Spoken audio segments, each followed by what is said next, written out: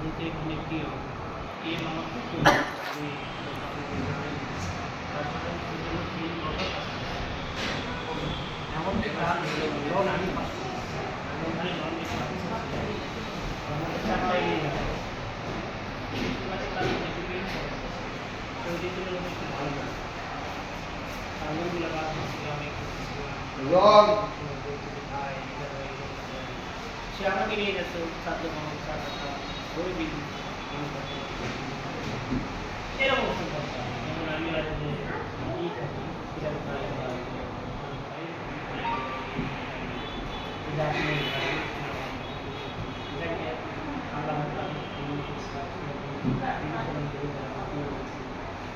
সে কখন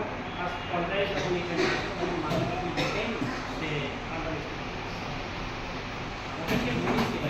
সে আপনি যদি 3 মাসের মতো অফিসে করতে পারেন তাহলে আমি চাইবেন না আপনি